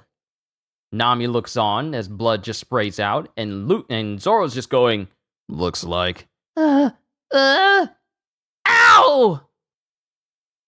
Luffy's back in action! That hurt! Buckets of blood? Now what? We've got less than 5 minutes left. And then Luffy just looks at Nami going, That really hurt! It wasn't me, Luffy! Did I put my phone in the charger? Yes, it's in the charger, good. And then Nami falls to the ground, still bleeding from the chakram hitting her in the shoulder. Your shoulder's bleeding. It's nothing. I'm fine. I've done all I can. I'm leaving the rest to you. After all, this is one fight we gotta win. Nami? There's a lot of treasure on the line. Huh, that's more like you. Same old Nami. And then it cuts to Luffy, who's now fully up now. Hey, the evil butler's here. 3 minutes left before I massacre everyone. No, even Captain Django and Butchie can't stop them in only 3 minutes! Because Zoro's still up even after being cleaved across the chest by Butchie and Siam. Butchie, there's no time to think. You kill the guy with the truss. I'll take the straw hat brat. As Django takes out more chakrams. Then it cuts to an individual who's walking up behind Kuro. And it's Kaya! Klahadore, stop! Kaya! What are you doing here? Hey, isn't that the girl from the mansion? She's our real target. Then we don't need to sack the village? We just gotta kill the girl, right? What a lovely surprise, Miss Kaya. What brings you here? As he continues to prop up the glasses with the bottom of his hand. And Nami's watching, Butchie's looking confused, and Zoro doesn't say anything.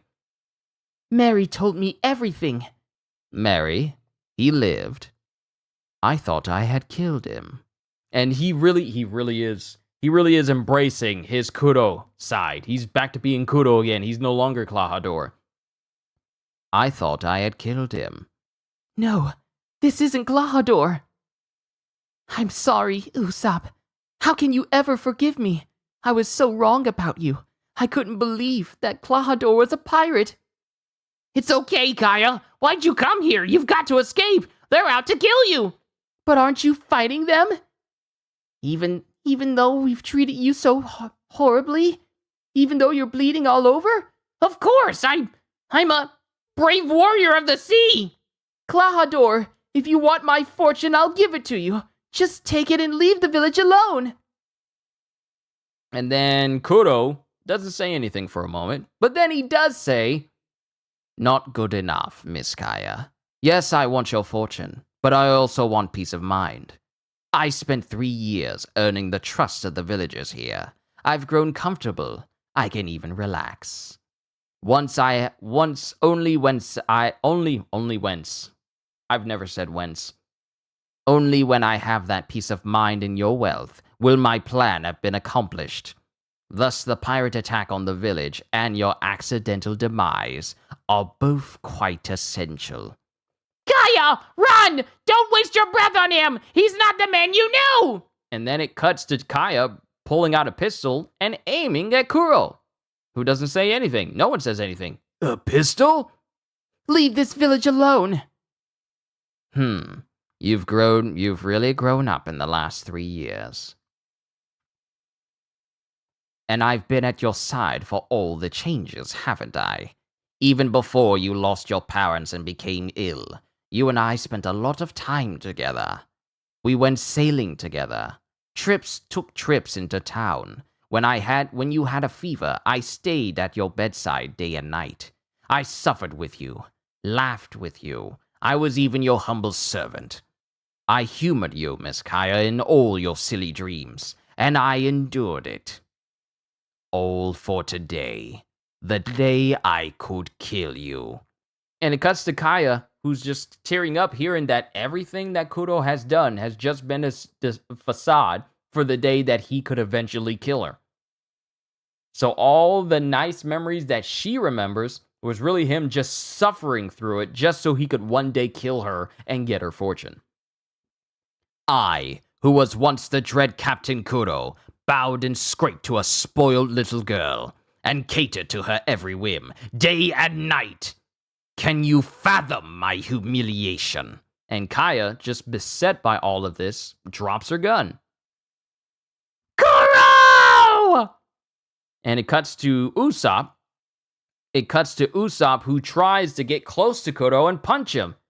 Usopp, that reminds me.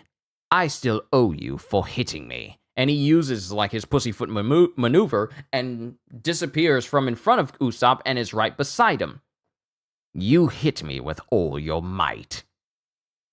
And then, before Kuro can do anything to Usopp, a big old long stretched fist comes in and nails him directly in the face, sending him straight to the ground. What was that? Captain Kuro's down. If you don't like getting hit, I'll punch you 100 times more, says Luffy. And that is the end of chapter 34. We got one more Q&A reader suggestions, and then we move on to the last chapter of volume 4. Q&A reader suggestions. What should we put in future volumes of One Piece? Reader, I have the Luffy doll that came with volume 1 of the Japanese edition displayed in my room right now. It looks pretty good, so I'd like you to offer more of the same. You can make a Zoro doll for volume 3, Nami for volume 4, and Usopp for volume 5. And I'll be sure to buy each new book to enlarge my collection. As I have done. What in the world? Hearts? Hearts in the chat? Where did that come from? I've never seen that before. I saw hearts just floating up from chat all of a sudden. That surprised me. That's new. I've never seen that before. Reader, how about a fashion show with Luffy and friends and maybe their enemies too? You could get clothing designs from your readers. What do you think? Another reader, I'd like to see an advice column called Ask Luffy. That's probably the worst person you ever ask advice from.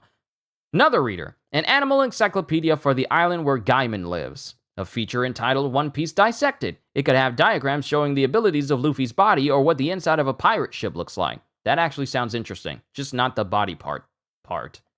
Like, we can get explanations of his body, but don't show the anatomy of the inside of him. Like, I think we have that for, like, Saiyans in Dragon Ball, but maybe the inside of what a ship looks like would be cool. Please draw Luffy and the others as cowboys. I think it would be cool if there was a page for the drawings of Luffy and other characters sent in by the readers. That sounds cool. Readers, another reader. A How the Creatures Were Created feature, like you did with Axe-Hand Morgan in Volume 1. Tell us your early ideas for Luffy and the other characters. And then Oda. These and other ideas have been coming in from readers. Thank you very much. I'll give them a try. For Volume 5, we're adding a new corner called Usopp's Pirate Gallery. Here's a greeting from our spokesman. Yes, we're planning to show fan art, but this is going to be on a small scale. Oda says that if there's a lot selection will be difficult, so only those who have the will to draw great art should take the challenge.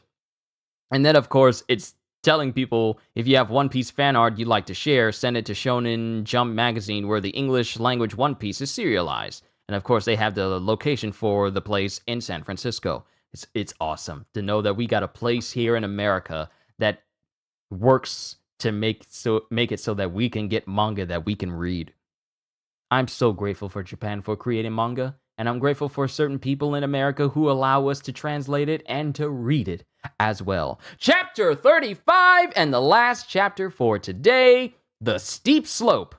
And of course, we have Adventures of Buggy's Crew, Part 1, After the Battle. And it shows Buggy fending for himself out on the ocean from giant piranha due to him, still not having his entire body back. And then we cut back to after Luffy punched Kuro in the face. What was that? That kid, he sent Captain Kuro flying from all the way over there. And Captain Kuro still laying on the floor. He's still laying on the ground, not moving. And then Luffy is cracking his knuckles. And then Kuro, speechless, glasses broken, with a little blood coming out of his mouth, including a big bruise where Luffy punched him in the face, is just laying there. That tears it. Now Captain Kuro's really mad. What'll happen to us? Now! And then someone screams out now, and Django looks on, and then Kaya goes, What? Oh! And it's the kids. It's Onion, Carrot, and Pepper. Usopp's pirate crew ready for action! Prepare yourself, you smelly butler! Yeah, smelly butler! You guys! What? Hey, you kids shouldn't be here, says Kaya. Revenge! Revenge! You pirates have disturbed the peace for our village. Take that! And they start using a small shovel, a small bat, and a frying pan to just beat Kuro over the face. Just over and over and over and over again. Ah! Those small fries are battering Captain Kuro! And Django is just looking on very pensively, but also kind of, he can't really do anything about it. That's enough, crew! Stop! Says Usopp. And then Zoro, what are those little devils thinking? All right, that ought to teach him. And then Kuro still hasn't moved from where he was. I knew it! The captain's been fighting! Why didn't you tell us? You smell like sweat! No, he smells like he's forgotten his faithful crewman. And then it cuts to Usopp going, I don't care what I smell like. You guys have got to scram. Now, beat it. Run for it. No, we're with you, Captain. We're gonna fight. Running away with disgraced Usopp's pirate crew. And as these kids say this, Kuro gets up. He's standing up right behind these children. and he tries to prop up his glasses, but the glass pretty much falls outside of the frame. And all 3 kids just scream out in terror. You idiots, get out of here! And Kuro just walks past all 3 kids and towards Usopp. Hey, he walked right past us. And he walks up, and using his two sword fingers, he takes the bandage off of his face. He takes the bandage off of his face, a supposed bandage from Usopp hitting him in the face. He takes the bandage off of his face and proceeds to kick Usopp down the hill. Ah, Captain! That smarted a bit. You displayed an unusual ability. Because he's talking to Luffy. You must have the power of the devil fruit. That's right. I ate the gum fruit. I'm a gum man. Ye gods! The devil fruit? Ye gads. Y-E-G-A-D-S. Ye gads. That's trouble if there's really such a thing. Aha, I thought he seemed odd. Gum man, eh? That stretching arm was no illusion then. But I hit him with my chakram and he's still walking. How could that be? And Usopp's just looking on. As Kuro says, Django. Eh? Sorry, I just realized that the accent I'm giving him is the same accent that the 4Kids Duck gave him. But I'm doing it better. Django. Eh? I'll kill the Gum Man. You deal with Miss Kaya. Force her to write the will as we planned. Then, kill her. As Kuro holds up his hands with his blades all sprayed out, preparing to fight. And those 3 nipping pups, too. They're a nuisance. Aye, Captain. Because he's basically just telling him to kill Kaya and the children as well. And then Zoro gets in the way of Django. Stop. Beyond this point, you shall not pass.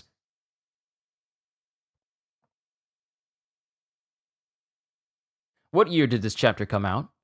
Did this come out before the Lord of the Rings movie? Huh. Beyond this point, you shall not pass. Butchie! Ah! And Butchie goes sailing into the air. Catapult! Oh, jeez, not that again. Catastrophe! And he slams into the ground, but since he's beefed up by this hypnosis buff, it causes the entire ground to implode. It's not just cracked. It's not because actually Zoro's still standing in front of the cracked section where he was fighting Butchie and Siam. But Butchie comes in and he slams on the same spot, but he pretty much craters the entire ground because he's buffed up right now. And the whole area just implodes, with Usopp being launched backwards, channeling his inner Gandalf, pretty much. But Usopp gets knocked backwards, tons of debris and rock fly into the air, and the kids are going, He broke the ground! that was worse than last time. And the strike from this catapult catastrophe is so forceful that it causes a fault line to appear on the walls of this entryway, causing even the short cliffside to be shattered as well. Doesn't know his own strength, says Kuro as Butchie prepares to fight Zoro. Wow, what is that guy? Says Luffy. And Zoro manages to look up in just enough time to see Butchie drive his fist towards Zoro and drive him into the adjacent wall, the other one that hasn't been destroyed. And Zoro just manages to get one of his swords up to keep Butchie from slashing him in the face, while also using one of his feet to, kind of keep him off of him. You've already lost to me once, so stop pestering me! And Zoro kicks away Butchie. Oh, I'm too dizzy to stand up, but I gotta stop that guy. And we have Zoro versus Butchie, and a short distance away, Django is making his way towards Captain Kuro, Kaya, and the children. Uh-oh. Usopp Pirates! Hi, Captain! 10, hot! We're warning you. We mean business. We won't run off when our captain needs us. We'll make you pay for hurting the captain. Protect Miss Kaya! says Usopp, and this causes everyone to go silent. Protect Miss Kaya! Usopp, I'm entrusting you men with the most important job of all. Get Kaya away from here safely. Don't let me down, men. That's an order from your captain. Aye, aye. Aye, aye, Captain. Fools, you can't escape me. He's got a quick tongue, that Usopp. He gave the boys and Kaya an audible reason to run. Hurry, Miss Kaya. Once we reach the trees, we're in our own backyard. And then it shows the kids just slowly leading Kaya away from all the fighting. I won't let you escape. Says Django as he starts spinning chakrams on his fingers. Fly! Lethal stars! And it shows that Usopp shoots Django's directly in the back, causing him to fall over. That's what you get. Little bilge rat. Owie. Owie. Django, get up and follow them. Aye, aye. This way, Kaya. It's useless. I, more than anyone, know how fragile that girl's body is. They'll never escape Django. Run for help if you wish. But you'll have to get up this slope first. Because the people who are keeping Luffy and the crew from getting up the slope is Kuro himself and Butchie. Curses! The tables are turned! Usopp, leave it to us. To be continued in One Piece Volume 5. And then, of course, we have like a coloring corner if people want to color pages, but no one is ever going to touch this manga other than me, so nothing will ever be touched and colored in. That, ladies and gentlemen, is the end of Volume 4 of One Piece. We have reached the point where Captain Kuro and Butchie, who is currently hypnotized and buffed, are preparing to face off against Luffy and Zoro, respectively. The vegetable gang, or the Usopp pirates, are running away with Kaya, away from Django, and Nami is still doing whatever she's doing. But the fighting is getting a lot more serious, and we're getting into the more serious side. We're getting into some... I feel like it's not going to be too long before we get into the real nitty-gritty of One Piece. Like, there's certain characters I can't wait to voice in later volumes. But that's where I'm going to call it a session for today, ladies and gentlemen. I managed to get this done in less than 2 hours, which is good because I have some things and errands I need to do today. But to everyone, both new people and people who have been here for a hot minute, I just want to say thank you for joining me on this journey as we read all of One Piece. It's going to take a while, but I am not stopping until I fully catch up to where I started this series over 7 years ago. So all I can say to everyone here is thank you for the support that you've given to this channel, both, the usual way or whatever way you see fit, whether it's just like liking, subscribing, and sharing, or, super chats, super thanks, and memberships. I just want to say thank you for it all. I really do appreciate it.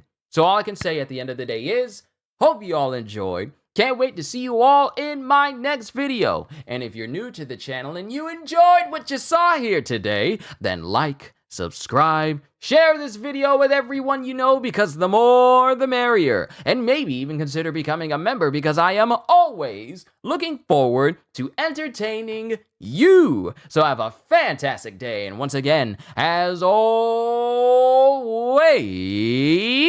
later, peoples!